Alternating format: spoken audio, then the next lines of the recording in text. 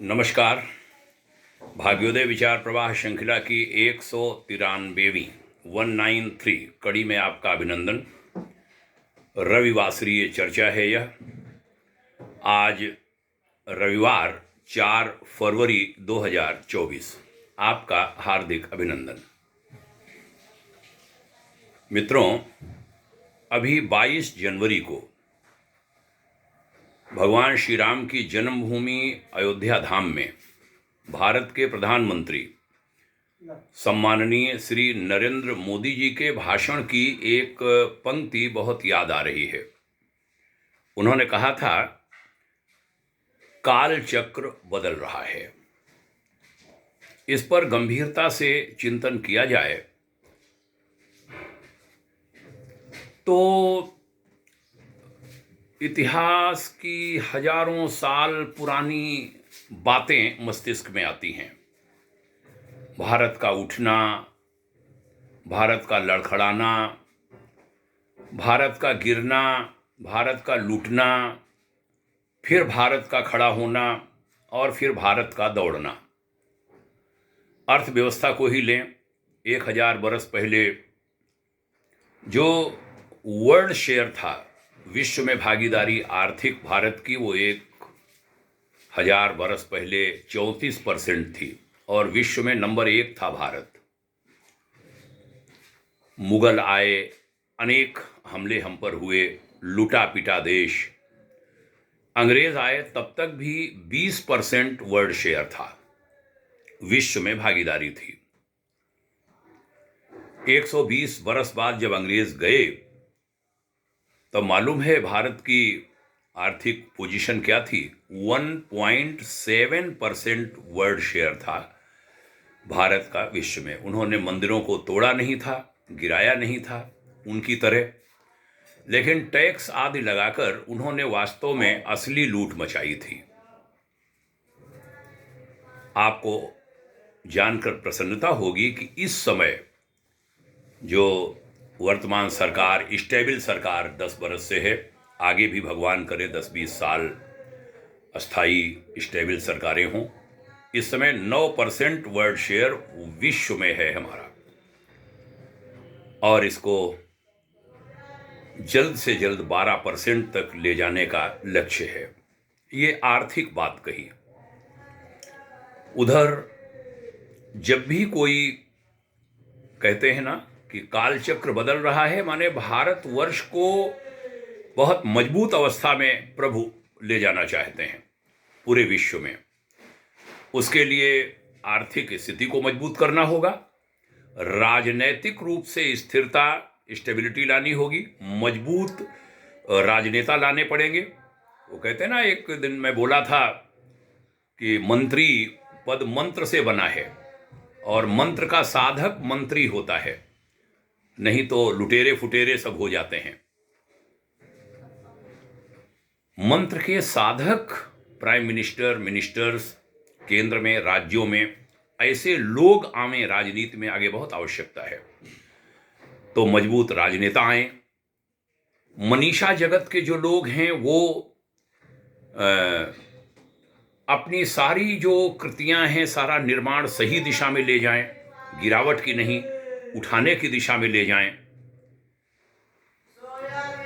उधर जो हमारा धर्म तंत्र है वह वास्तव में जग जाए, जिसमें अनेक विकृतियों के आने की सूचना मिलती है, उसका सम्मान घटा है इधर, वो बहुत मजबूत अवस्था में आ जाए। जो नई पीढ़ी है हमारे धर्म तंत्र की, वो ताकतवर, वो सही आचरण वाली, वो चरित्रवान, वह निष्प्रिय, वह ईर्ष्या द्वेष से रहित, सबको लेकर के चलने वाली ऐसी आ जाए। वैसा वातावरण प्रभु बना रहे हैं।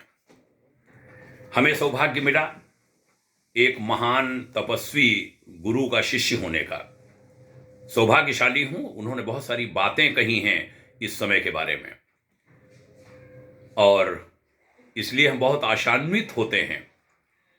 सब कुछ आगे अच्छा ही होगा, अच्छा ही होगा। दुनिया भर में सनातन संस्कृति का डंका बजने लगा है। थाईलैंड में राजा राम होते हैं, अयोध्या के राम एक प्रतीक, एक सिंबल हैं। पूरे विश्व में राम की संस्कृति, रामत्व की संस्कृति फैलनी है। थाईलैंड में तो हमेशा से राजा राम खड़ाऊ, एक तरीके से भरत जैसे भगवान राम की खड़ाऊ रख करके शासन करते थे, वैसे वहाँ का राजा राम कहा जाता है, उनके नाम पर शासन होता है। ये दुनिया के विभिन्न देशों में होने लगा है। सरस्वती जापान को ले लें, सरस्वती की साधना वहाँ सबसे ज़्यादा होती है, भारत में उतनी नहीं होती। वहाँ की लिपि सिद्धम है, जो देवनागरी का रूप है। माने भारत की सनातन संस्कृति का विस्तार बहुत तेजी से हो रहा है दुनिया भर में। राजा राम का राज्य चक्रवर्ती था, चक्रवर्ती जैसे बनता जा रहा है। हमने अभी थाईलैंड का उदाहरण दिया। योग फैल रहा है, भारत की संस्कृति फैल रही है। योग के नियम होते हैं, यम नियम आसन प्राणायाम ध्यान धारणा समाधि प्रत्याहार, 8 शाकाहार दया, ये सारे के सारे अगर योगी दुनिया हुई तो ये सारे गुण फैलेंगे और ये गुण सारे भारत के होंगे। और योग मोक्ष से जोड़ता है, यानी ज़्यादा अटैचमेंट नहीं, लिप्तता नहीं, अर्थ लोलुपता नहीं, चरित्र की गिरावट नहीं, त्याग की संस्कृति सिखाता है योग। वो भारत की चीज़ें फैल रही हैं।